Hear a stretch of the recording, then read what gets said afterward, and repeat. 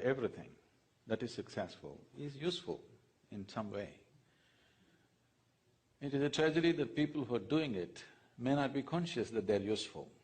They may be just thinking of profit, profit, profit as the bottom line, but they don't understand or enjoy that they're creating something worthwhile for the world, which they're anyway doing.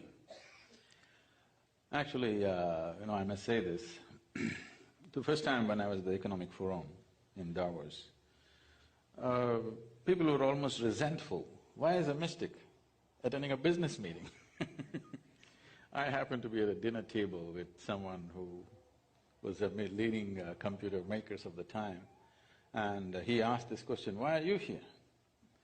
So I asked him, "See, what's your business?" He said, "We are one of the largest computer makers in the world. They got bought over by the Chinese some time ago."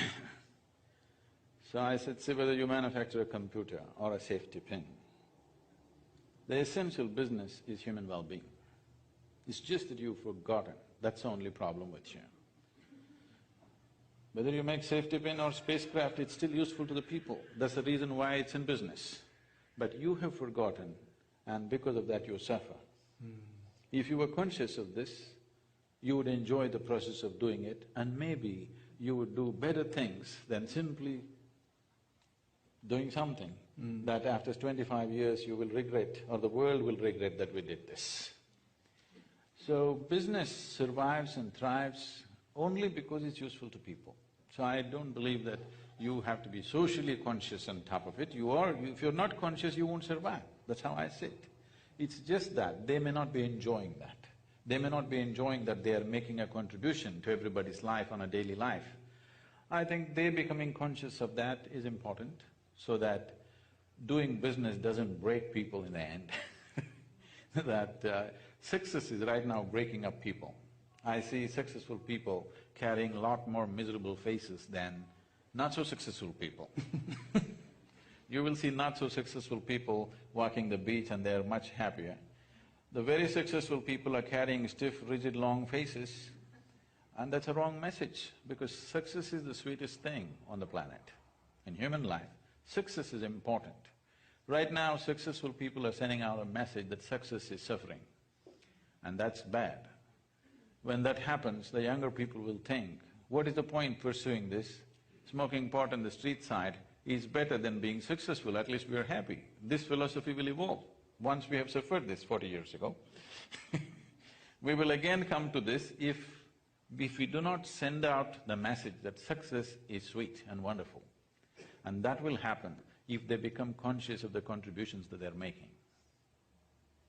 Do you think, for me, success though, how it's defined, you're defining it as being happy, and that it's enjoying it, that it's having pleasure from doing what you do initially, not because of the actual outcome. But it seems to me, and I agree with you about the long faces, that's for sure, but also it seems to me that we're in a world where business has gone right off around the bend. Business is basically destroying its host and rationalizing it and calling it lots of things and justifying it, and maybe paying great returns to their shareholders or the investors. But in fact, most commerce today is destroying the earth, and not by intention necessarily, but by fact. And it seems to me when we're talking about social conscious business, we're talking to a new generation of people, especially around here, but everywhere, who in fact see that. And then I know for myself, when I went into business, actually everyone disapproved. All my peers disapproved. I grew up in Berkeley, the only one of two communist towns in the United States at that time. And when I went into business, it was as if I had, joined the Nazi Party. It was so disapproved, and I lost a lot of friends because they said, well, that's the enemy. And when I wrote Ecology of Commerce, the same thing happened. My environmentalist friend said, how could you put those two words together, So I think what we now have is a generation that doesn't make that distinction, doesn't make that separation. And for them, what they have to deal with is a investment community. We talked about venture capitalists, a community of, or a ethos, if you will, in commerce that is about speed, it's about growth, it's about,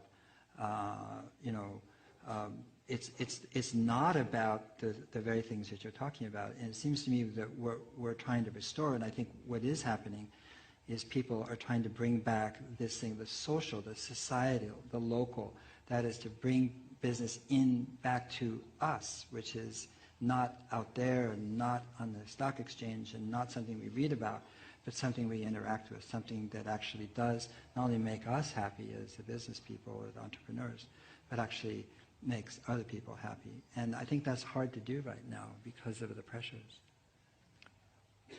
See, $1 that's floating around, there are too many people trying to eat from that $1 that's floating around, okay? So when you say venture capitalists, there are so many people who are trying to draw sustenance from the same dollar which is making the rounds. So when there is investment like this, being socially conscious, doing something which is not all about profit is difficult. People may talk about it, but when it actually comes to action, it'll become very difficult because the pressures of generating something for that many people who are eating out of that dollar becomes a certain process. Absolutely. And about you losing your friends. I made new ones, don't worry. Because when you talk about an idea, which is a fantastic idea, but they may lose their money, you will lose friends. It may be a great idea, long term, but today they're going to lose their dollar, you will lose friends. And for this to happen successfully, all these long-term ideas, it needs a certain level of administrative or governmental support. It cannot be done by active money which has to earn today to pay somebody tomorrow. That money cannot do this work. Right now, all this is trying to be done by private investors, and private investment is on a fast track. It has to generate money, you can't keep it 10 years investment or 15 years investment of a payback schedule. It has to pay back in the 3 months or 6 months or 1 year. This is not just the investors' hurry because the money comes from elsewhere. Who is in a hurry? And there are too many people on the way who are in a rush. So, if these long-term ideas, which are truly wonderful for the world, have to happen, the government needs to invest in that, otherwise it's never going to happen. It's only going to be a talk because private money cannot do that long-term. Private money will not go, it can't span itself that distance. We have some wonderful institutions here, the Rudolf Steiner Foundation, RSF, and then Woody Tash Slow Money. We have actually now people and organizations really coalescing around this idea of the speed of money, that is, slowing it down and extending the timelines in which money is supposed to have a return on capital. EcoTrust in Portland is doing forest trusts, essentially, that pay a modest, return, but they actually restore forest land. And now they're wanting to do that with farmland, that is to say, buy farmland that's been really mistreated and then buy it, restore it to organic, restore its biological qualities, and then I don't know how that's going to work with farmers, but nevertheless, this is a movement that's very strongly emerging, and I think people really understand that money needs to slow down. I was at a wonderful conference a few weeks ago, 3 weeks ago. I don't know if Lisa Gansky is here, but she put it on, called MESH, and it was about the sharing economy and peer-to-peer and sharing. It was a fantastic conference, and one of the data points that really struck me was the one between Airbnb and Intercontinental Hotels.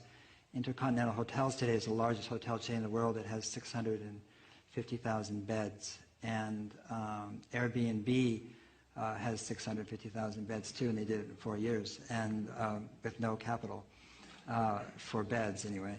And but there's a paradox there, which is these new companies that are rising here, these sharing-based or peer-to-peer-based companies, are being funded by venture capital. So there's still that tacit understanding that somehow there's going to be this 40% return year on year on the capital paid in. And what I see, and people show me their business plans and their spreadsheets, and they're really tortured in a sense to get them into shape to show this, kind of growth. And that growth we understand biologically as cancer and not development. And so in a sense we're funding, as you say, because of proxy money. And proxy money doesn't have an owner. That's what I'm saying about local again. It doesn't. Who owns that money? That money for the VC might have come from a university. Well, where did that money come from? That came from alumni donors. And so the incentives that VCs have is really perverse, because it is about, turning that money over quickly in order for them to be personally compensated and benefit. And so we look at the successes of VC money in the Googles and the Facebooks, etc., and we overlook, in fact, that is not I don't think it's a way to fund the future. I think it's a way to destroy the future.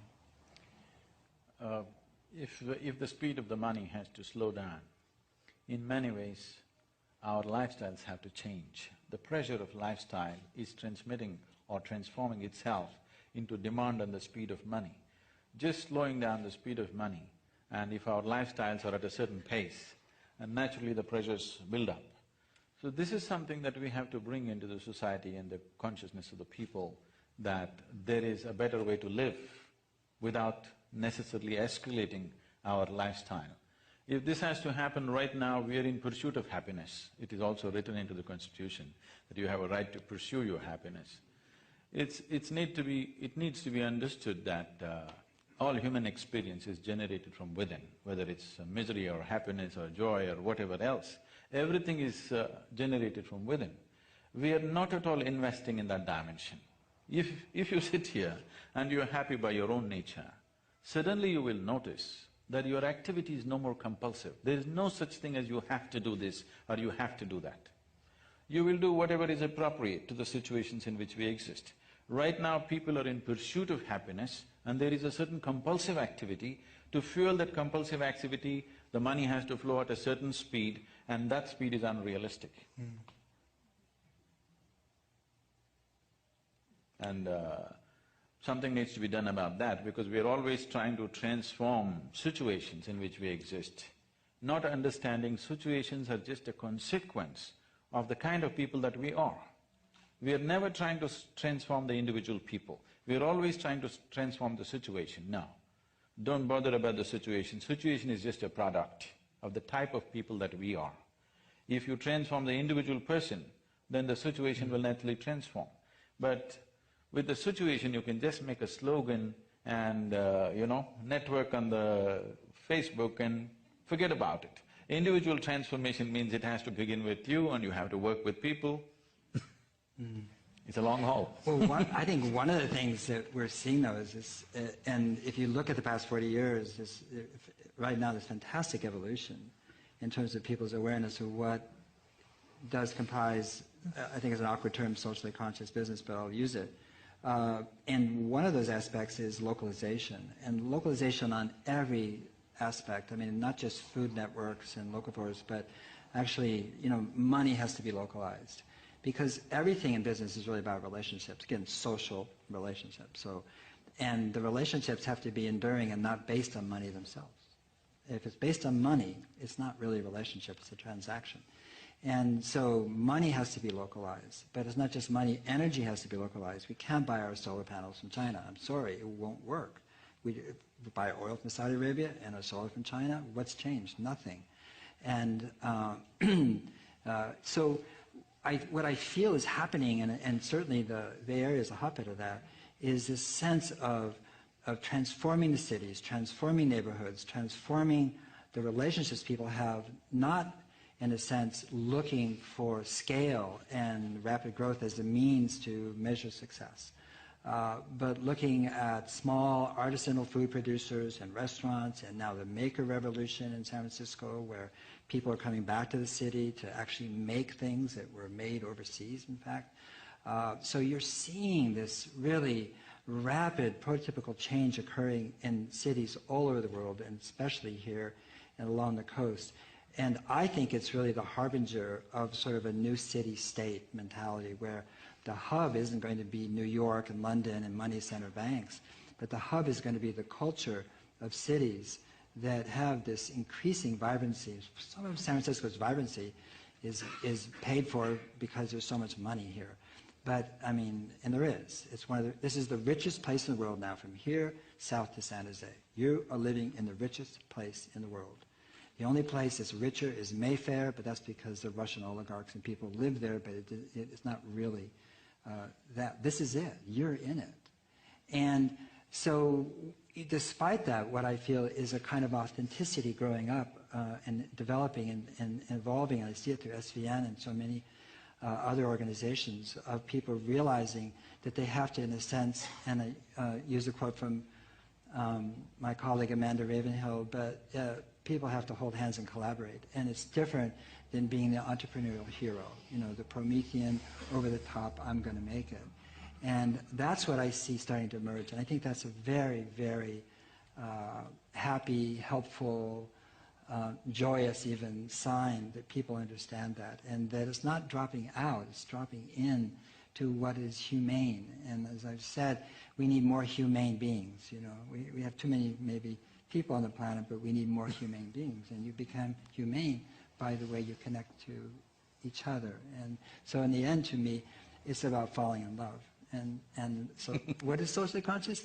It's falling in love. Falling in love with your family, your friends, your community, with the place you are, with all the critters and creatures that live there and so forth. And once you're in love, what are you going to do? You're going to protect, you're going to nurture, you're going to, and you're not going to go off on a bender and try to make, $1 billion. Yeah, that's a very popular answer that I'm going to disagree with.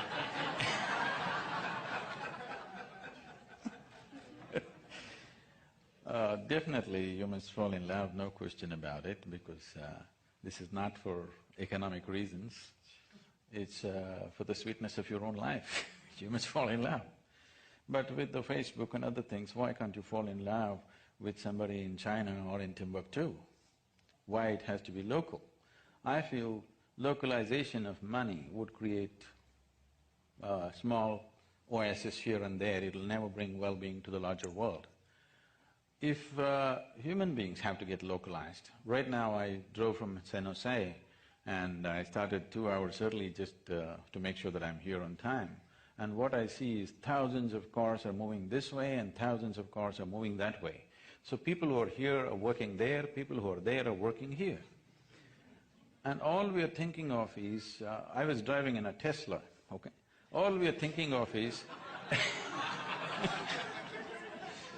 producing a car which consumes less energy. We are never thinking of, why is it people who are here are working there, people who are there are working here? Why are they going in opposite directions every day? And either they can move to the right place and create those kind of cities where people can walk to their work or cycle to their work, or people can work them from their home. There's enough technology today that it is not necessary for everybody to go to work. Different kinds of modules can be created where you want to go somewhere, please go, drive. But you want to go to your work, which is an everyday thing. It is not necessary to be traveling 2 hours to work and 2 hours back. And you will see people are driving in opposite directions. They're not going… If the whole traffic in the morning is going one way and in the evening another way, understandable. That's bad, but understandable. Now half the population is going this way, other half of the population is going that way, it doesn't make any sense to me. Localization localization should be of the people. Money you must internationalize. If you ask me, at some point we must aim at a common currency for the whole world. Right now, because of the economic disparities, it may not be possible. At some point, there must be an international currency which just sells everywhere. And localizing currency, localizing money transactions, a very romantic idea. It's very nice. Like there was an organization called Be the Change, and they invited me to speak in this place in London, and some 3,000 people from across the planet. And they were talking about how they want to take the world back to a barter system, that all this currency, this financial markets, it's all fake. It is fake, no question about that, but it is serving a purpose right now. The problem right now is, before money becomes a productive process, in the pre-productive process itself, people are milking it hard, right there. Yeah, I think what I'm talking about localization is the banking system itself. And right now, I got an offer from Bank of America to change my mortgage, and because it's at 4.5%, and you can get mortgages for 3.375. And I thought, well, I'll just call them up first. I have a friend who's a mortgage broker, but I called the bank, and I got on this voicemail hell forever, and this and this and this, and I was talking to somebody in India. So when I'm talking about, and hello, yes, can I help you? And then what's your name? And then what's your social again? And over and over and over again. And then what rate would you like? And I said, I asked you, I'm calling to see what you're offering, not what rate I would like. I'm not bargaining. To me, this is the idiocy of the system we have today. I'm sorry. And that is, when you have a local bank, it doesn't mean it's local currency. It means that the currency, it's our currency. We're lending to each other.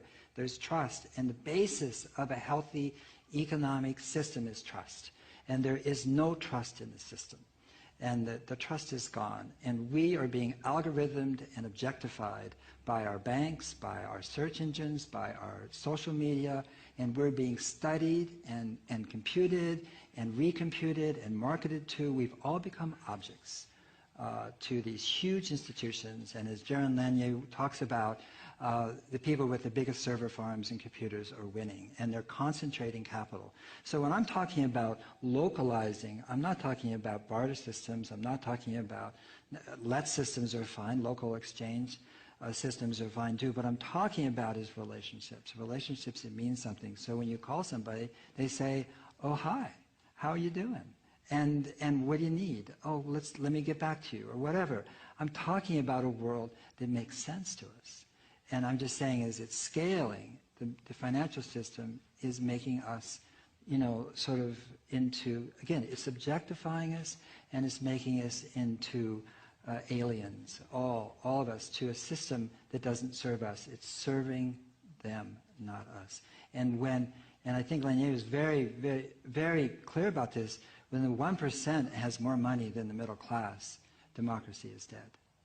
Because it's the middle class that is the fundamental core of democracy. And when the 1% has all the resources, or most of the resources, you can kiss goodbye to politics, to policy, to decency, to regulations, and governments making investments in those things that count, because the investment's going to go to concentrated capital.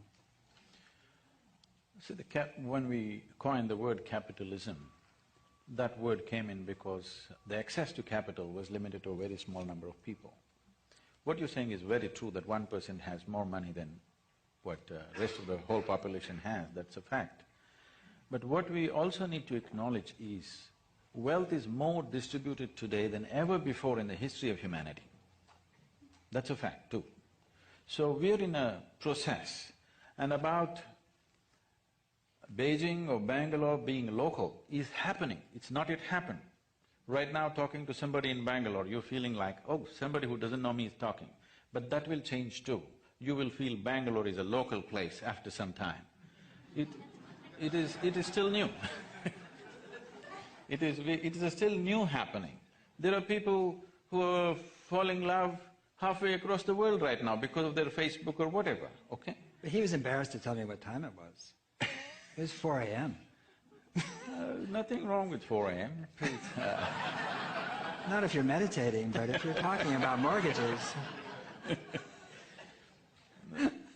What I'm saying is, we have been used to certain things, but those things will change. As technology grows, I think a point will come, we don't know how far it is, a point will come where national boundaries won't mean anything. Because we are able to freely… If 1% was not there, if Osama bin Laden was not there on this planet, if he did not exist, by now I think a lot more transparency would have happened with technology. Right now we are using technology to wall us out, wall ourselves out. But we would have used technology to bring down all the walls if that one incident has not happened 10 years ago. That's how I see it. If the thing has not happened, we would have used technology to make the national borders porous. Right now we are using technology to make it impregnable. I think that is a one-time incident that need not repeat itself. We will get over that after some time. Right now everything is kind of framed around that one incident. I think At some point we have to get over that. Yeah, I don't think anybody here, especially this room in this city, is arguing against internationalization or the fluidity with which we can have friends all over the world, and I do, and because of social media, and it's fantastic, no question about it.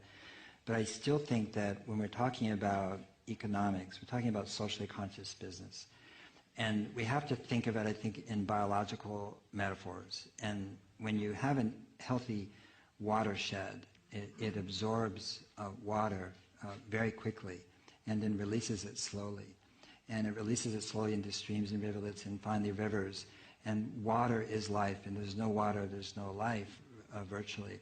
So when you're talking about an economic watershed, it also absorbs money quickly and releases it slowly into its, canyons and into its riparian corridors of people and neighborhoods. And right now, what you have is the opposite situation being created. If you shop at a big box retailer, that money is in London that night. It's gone. It's not in this community at all. And only a very small amount of that money comes back. And so what I think we're seeing, what's being created, and is really quite astonishing given the inertia and the momentum of the existing system that is, almost overwhelming, is people trying to reconstruct what it means to have as I said, a humane and healthy society. And that involves transactions that are meaningful every step of the way. And it does not mean that money, when you spend it, is in London in somebody else's hands. I agree that it'd be really wonderful to have a common currency, no question about that, because it's politicized and used, and there's currency wars, and people pay the price for that, and that is unfair to them.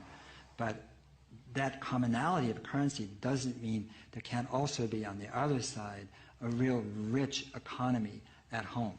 And that depends on people and on relationships, on institutions that are rooted in their communities and not rooted in money center banks in New York that don't give a fig about our lives or who we are or what happens to us. So when we started creating this World Trade Organization and things like that, the idea was to make the whole world into one single marketplace, not have different levels of markets. We have invested too much in that direction. But to get there, the journey is long. To get there, there are a few unpleasant steps that we have to take. When unpleasant steps need to be taken, when I say unpleasant, uncomfortable steps for ourselves, when we have to take it, if we turn around because it's uncomfortable, then the price will be even bigger. And the question of local markets existing by themselves, they'll invariably happen for certain products, but the larger financial market, if it is not leveled out, the disparities will continue, distrust will continue. Right now, the way the nations are operating is never with each other, always against each other, one against the other. When big forces continue to operate one against the other, the expense of it is too much. The expense of two or five different groups working against each other in the world is so high, the economic benefit will not reach the people, it is all spent in confronting each other at many different levels. This is a very complex confrontation. And the deputy vice chairperson of the Bank of China, I was having a conversation with him. When we went into the mechanics of it, it all comes down to enormous distrust from one nation to another. If that one thing is brought down, if more sensible leadership which reaches out, leadership which will not think there's a big difference between this and that, somewhere we have to meet and operate. The only reason is because there is economic disparity. If you try to level it, people who are up there have to come down, that is not possible. You have to bring up the other people to some reasonable level before we talk about leveling it. I think we are on the process. It is just that what type of people are handling these situations is the only question for me. I agree. If we transform the people, the system can work even now. Well, one of the wonderful things I heard on the MESH conference is a new company called Ripple, and Ripple is, I think it's going to bypass the money center bank. I think the people I trust are the ones who are going to bypass the government and the money center banks and the seats of power. And that's what's so beautiful about the internet, about social media, about Facebook, about what's going on, is that I think we can create a currency, a common currency, and bypass the whole 9 yards. And I'm really looking forward to that. And if people within that want to create a local currency, they can do that as well. So it's not either or. But for sure, I don't really want to wait until they figure it out in the banks in Switzerland, in Germany, in London, in New York, in Tokyo, in Hong Kong.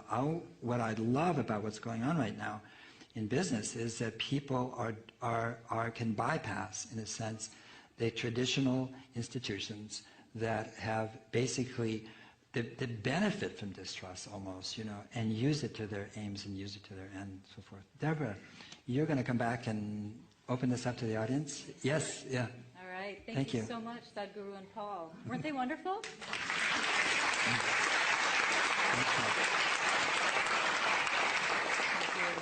you. As a reminder to our radio audience, this program is presented by the Commonwealth Club's Inforum, Connect Your Intellect.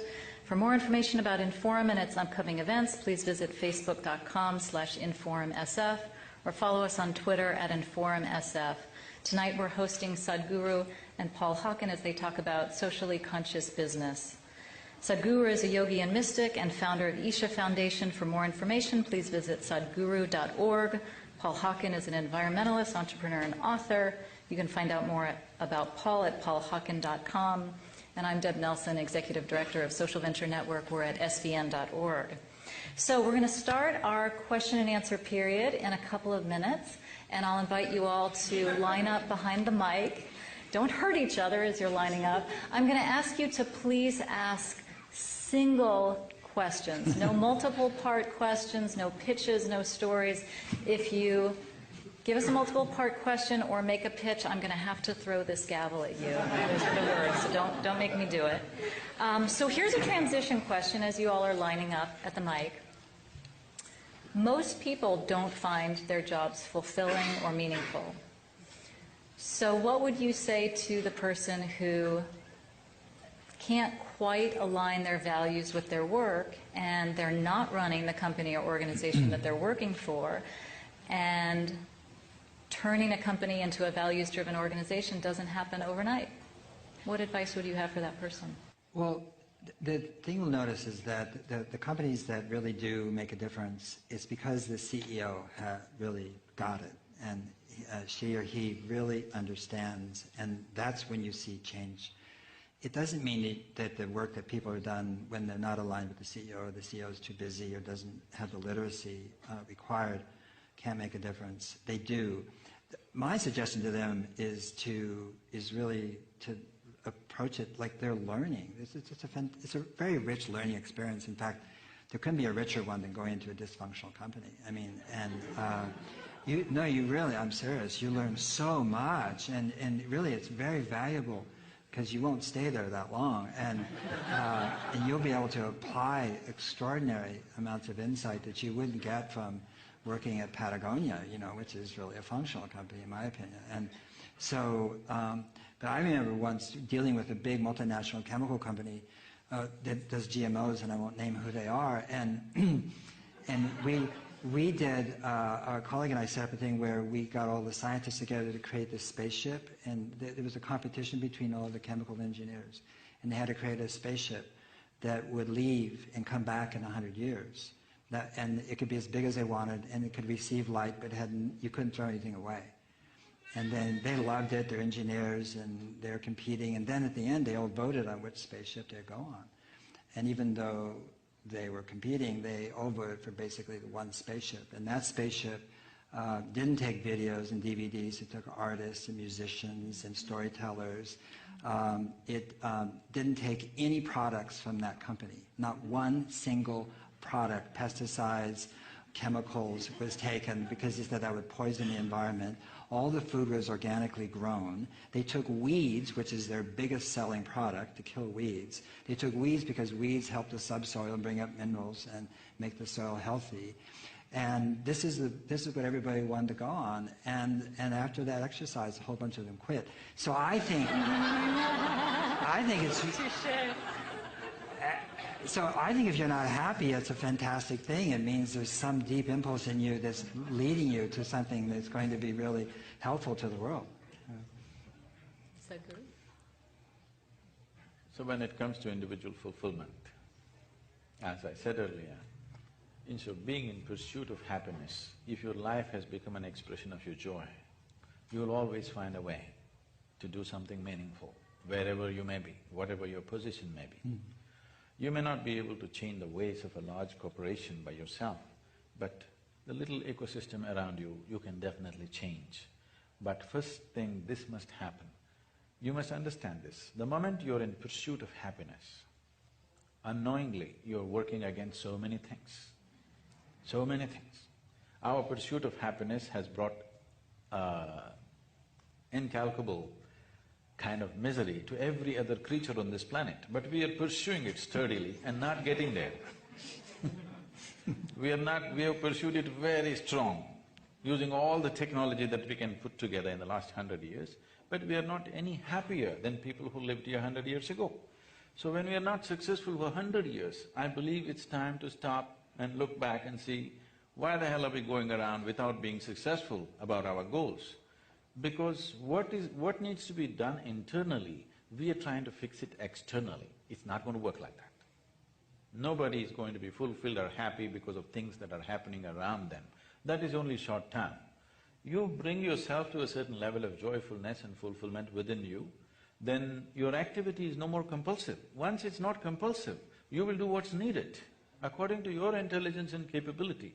Somebody else cannot fix this for you, because each person will act according to his own capacity to do things. Thank you. And now we're ready to open it up to questions from the audience, and remember, single-part questions. First question. It is so single-part, you'll be amazed. Sadhguru, question for you. You said we can't transform systems, we can't transform structures, we can transform people because systems and structures are a natural occurrence, they're the reflection of who we are.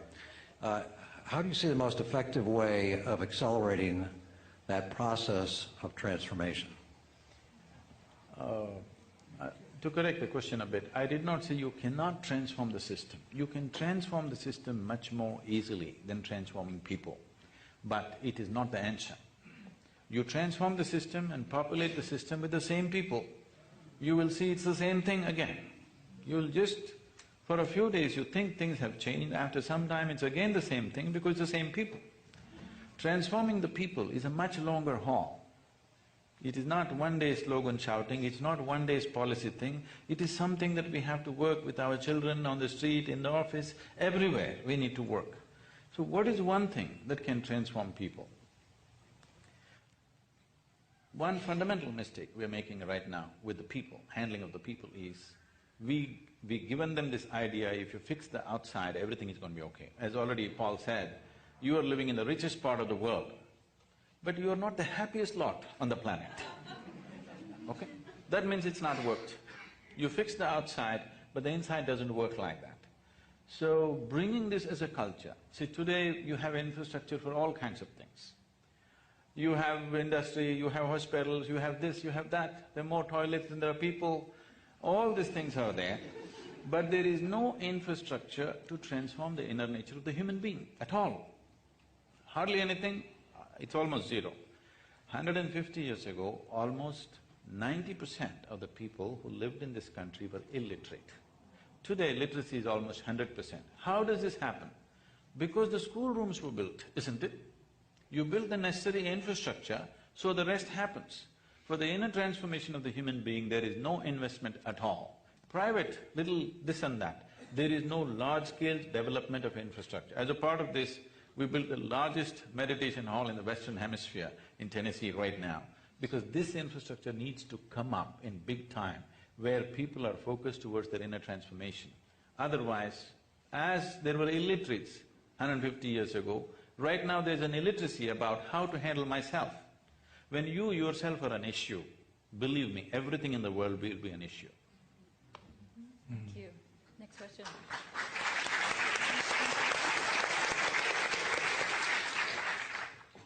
Thank you both. So much to think about. Paul, at the beginning, you talked about socially responsible businesses not being something new, but going back hundreds of years. And when I think about companies like Quaker Oats and A&P and the others that you mentioned, I'm back to Tom Robbins' question of how do you make love stay? What enables companies to stay in that founding spirit over long periods of time when the ones you mentioned, none of us would think of as particularly socially responsible? How is it kept and how is it lost? That's a really good question. I'm not sure they can because Ari DeGoose at Shell did a study on businesses, corporations that are over 400 or 500 years old. And the question is why? How did they get so old? And what he discovered was that if you had a being goal instead of a doing goal, then you could adapt and change because it was about who you were, what the company was in the world as opposed to a rigid sense of what it does. But very few companies have survived that values orientation in terms of over decades or even centuries. And like I gave Heinz and Quaker Oats as examples because we don't really think of them. Maybe Heinz a little bit more because we know Andre Heinz and he's such a cool guy. But not really. The company itself and Quaker Oats is gone. And so I think that. I think we have to understand that businesses are just like anything else. They grow and live and die. And it's okay. That they have a life, that is over. I do want to say that, what I love is how social conscious businesses are morphing and changing and what they think about. Outside, you'll see some drinks called Rebel, which means roots, extracts, berries, bark, and leaves. And they're started by David Batstone. Not for Sale, which is really a business that's dedicated to sourcing and its ingredients from places where people were enslaved, and there's a lot of slaves right now in the world, and then selling them in a tonic that is actually good for you and has cat's claw and schisandra and ginseng and so forth in it, and the profits go to NFS, or at least some of the profits do, a lot of them. And I want to say, this is just a shameless plug, that the person who created it and the CEO is my son. So, but it's shameless in the sense that, he did so much better than I did when I started my first business. That's what I'm saying. And so there is this, I feel like there's this the literacy about how to go about doing socially responsible businesses is just exploding. But how you make them last over time, I don't know if there is a way to do that, except when you do see a business that has a really strong culture like an IBM, it means there was one charismatic, in the best sense of the word, CEO, who doesn't necessarily be the founder, but usually the founder, who set a kind of a state of in that company that just persists way past his or her death and into the future. Thank you. Good evening. Sadhguru, welcome to San Francisco. Thank you for sharing so much wisdom with us this evening. My question really goes to the question of motive. A lot of discussion between the two of you about consciousness and so on. And I'd like to set up a purposely difficult choice between a company, say, started by people with bad motives, mean people, self-aggrandizing, selfish, just not nice people, that achieve a wonderful outcome, some product that say they solve cancer, and another business started by people with wonderful intentions, environmentally responsible, holistic, a little commune, it's wonderful, and they achieve no success at all. Which is a better outcome for the world?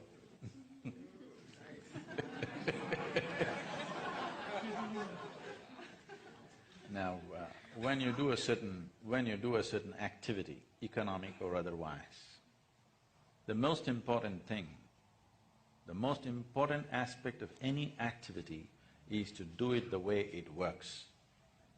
If you do something that doesn't work, that's nonsensical activity. Romantic maybe, but nonsensical, because you're wasting the resource on the planet and your own life in the process. So, romanticism is fine, but when it comes to action, it has to work, otherwise what's the point? It's better not to work. If you want to do things which are wonderful, but does not really produce results for somebody else, come to me, I'll tell you, just close your eyes and sit joyfully. I'll see that you're fed, you just simply happily sit in one place. That's great. You're doing a wonderful job. At least you run out of problem, you know.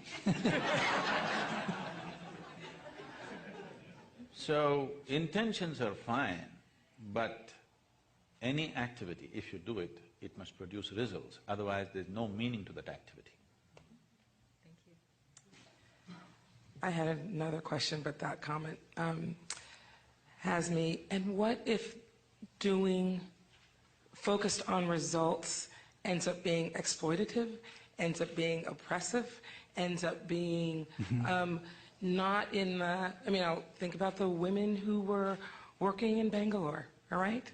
Bangladesh. So this notion that is the assumption of gaining results efficiently, but the process, so that, I'm not asking a question. So what's our response to when the framing of results ends up in damaging and oppressing people? I would say the values that you have evolved with a certain level of economic well-being, please do not impose that on the rest of the world. You understand? Somewhere a child is working, somewhere a woman is sitting up in the night. Do not judge this. Either the choice is she sits up in the nights and works and sleeps in the morning and has her lunch and dinner, or she goes hungry. That's the choice she has. I prefer that she works in the night. I prefer a child, an 8-year-old child, works rather than being on the street and malnourished and dying at 15, 20 years of age. I prefer he works. Unless you can really make the world in such a way that every child can go to school, everything can happen to everybody, till they reach such an economic status as a society, imposing your levels of values upon them is completely unfair and it's a misunderstood concept. I prefer the child eats and goes, works, all right, it's exploitative, I know that, I'm completely against it within myself, but right now I'm okay with this, because at least he gets to eat. Next question. My question is for Sadhguru. Why is everybody shooting at me? Somebody get it. An easy one. So this is regarding the point that you made earlier about investments for conscious business should come more from government who have a longer-term vision than from venture capital who has a shorter-term vision. As an entrepreneur who is interested in doing a socially aware conscious business, where do I start? Because the government is not there yet and the venture capitalists don't have the long-term vision to fund an idea or organization that's going to take a longer period of time to produce results.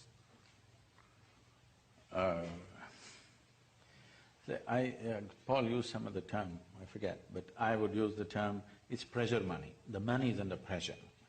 This money you cannot invest on aspects which need a long gestation. Right now, almost every socially conscious or environmentally conscious business is dependent upon technological breakthroughs. Technological breakthroughs are always on indefinite gestation, okay? There is no such thing as, tomorrow morning we'll have a new technology ready, there's no such thing. It may happen tomorrow morning, it may happen 10 years later, nobody is certain about that. That will not come that way. Just because a few things have happened that way, it doesn't mean everything will happen that way. Technology doesn't come at will. It takes so much to happen around, you know. Nobody knows when it'll come. So this pressure money, which is on pressure, that it has to produce something on a daily basis, that money cannot serve that purpose. That's what I meant when I said the government has to chip in for these kind of things. Now that you are an entrepreneur, you want to do something ecologically sensitive and this, there are many opportunities to do, unless you're thinking of a breakthrough kind of stuff. If you're thinking of a breakthrough kind of thing, either you can join up Paul's company at a lower salary, or you can join up Isha Foundation, free, it's on a voluntary basis. You can choose. Thanks, I appreciate that. You'll be getting a lot of applications. Paul, did you want to add to that? It's difficult. I mean, it's exactly, I think, why we have this whole meeting tonight, I mean, this conversation, is that it's difficult to do the right thing in the world right now. Not difficult to feel that you want to do the right thing, but to actually implement it right now. And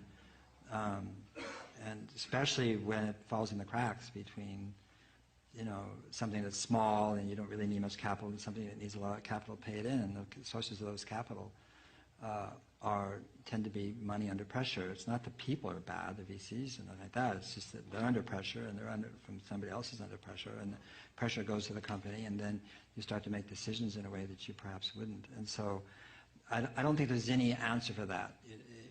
And we don't have a good record in this country of governments actually making those decisions, investments. We actually have a pretty good record, though, in this country, and as other countries do, in the government investing in research and development. And I think that's where the government should go. More money to education, more money to universities, more money to institutes that are doing legitimate research, and then they can figure out how to commercialize it and who to license it to. That makes a lot of sense to me. And I wish we weren't controlled by people who think government is bad in this country, or the Congress wasn't controlled that way. So we could start to invest in the future. And right now, basically, as I've said many times, we're basically, selling the future in the present and calling it GDP. And we're destroying our children's future and calling it, economic growth. And we could just as easily have an economic system which investments go to healing the future, to creating, natural capital, to restoring living systems, to restoring our forests and our river and our coral reefs and our oceans and our atmosphere and our children's education and so much more. And we can make money doing that way too. We can make money either way, and we're so stuck on this idea that somehow we've got to sell the future in the present, otherwise we won't get rich fast enough. And I somehow that has to really change, and I think it's only going to change by example.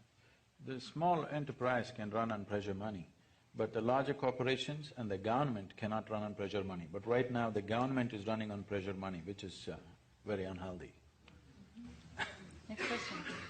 Firstly, thank you, both of you. It was a really great discussion. I saw the topic, socially conscious business, and I was pretty much like how Sadhguruji talked about it.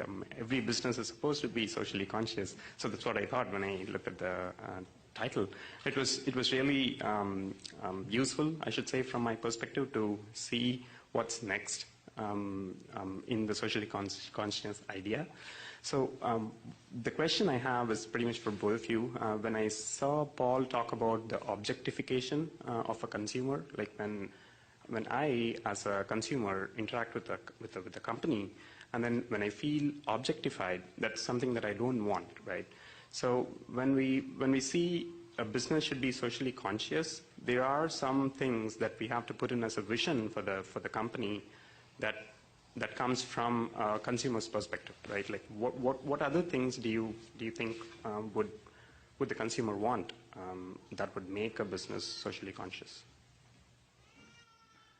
I've always felt that I've only done businesses where I want to be the consumer, so I don't think about him or her as somebody other, and I've been happy to create businesses where in fact, really, I just thought there'd be a few customers, and in fact, there were just a few. My great grandfather started his first company just right here in New Montgomery on Market Street, and in 1849, and he specialized in books in German and French on Catholicism, and in 1849, and he went out of business. And started a long history in my family, and went down, became a farmer in Silicon Valley, and I wish he kept the land. And so I think that to me is you want to be the customer, and then you're never far away, you're never studying the customer. It doesn't mean you don't listen and get feedback and work with your customers, but I feel like the way to grow is to start small, and in that smallness you can make so many mistakes, and that's the problem with rapid money, is that mistakes become too big. And when you're small, you actually want to make mistakes, because then you're in a rapid iteration, rapid learning mode. And what we need in this time of enormous transition and change is failure. We need rapid failure. We need lots of failure. And we're in a society that basically marginalizes failure and lionizes success. It's fine to lionize success and wealth, but what we actually need to do is be experimenting, trying this and trying this and trying this, because we really have to make huge changes in the next 20, 30 years in order for us to have some semblance of a civilization at that time.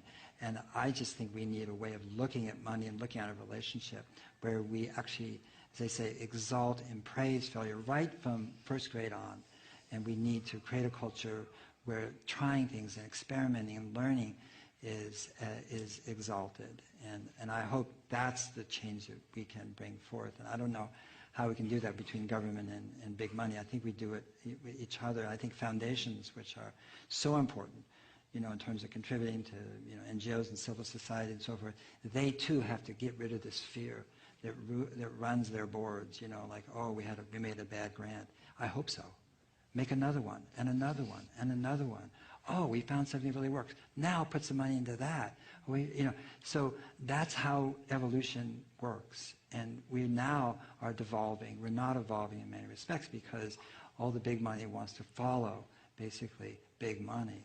And that's fine, but we really need to follow the outside, the margins, those people who are basically creating things that will forevermore be on the margins, in the sense that they're not going to aggregate into something that's huge and big. And so, we know how to do that. That's the thing. And I think that the beautiful thing about what's happening right now is that the way I read things, and I try not to read the headlines too much, is that humanity knows what to do.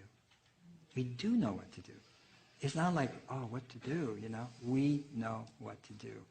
And we're not listening to ourselves so well. Amen. Thank you, Paul. Thank you.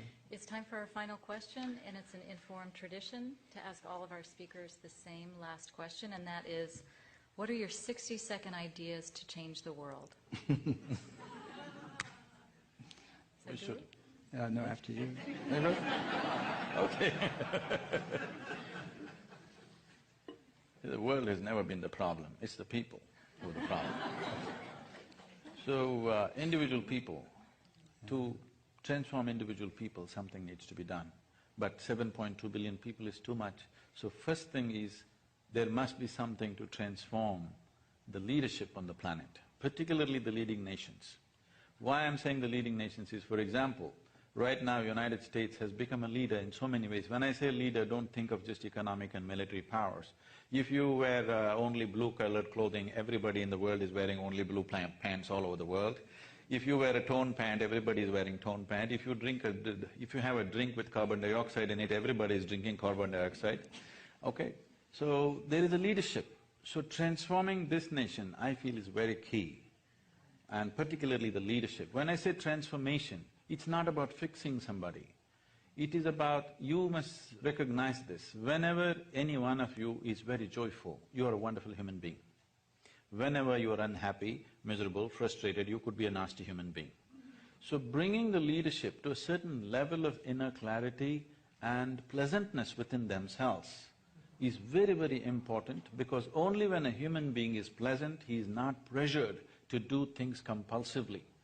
Because once you're a leader, every thought, every emotion, every action that you perform is going to impact millions of people. So, if your work is important, who you are needs to be worked at. If this one work we do, that the leadership on the planet at least becomes meditative, a little bit turning inward, if this happens, tremendous transformation will happen. When somebody asked me this question in the economic forum, one thing if you can do, Sadhguru, we can do for you, what is it? I said, get me 25 people for 5 days, I will transform the world within 3 to 5 years. Who are these 25? I named the 25 heads of state.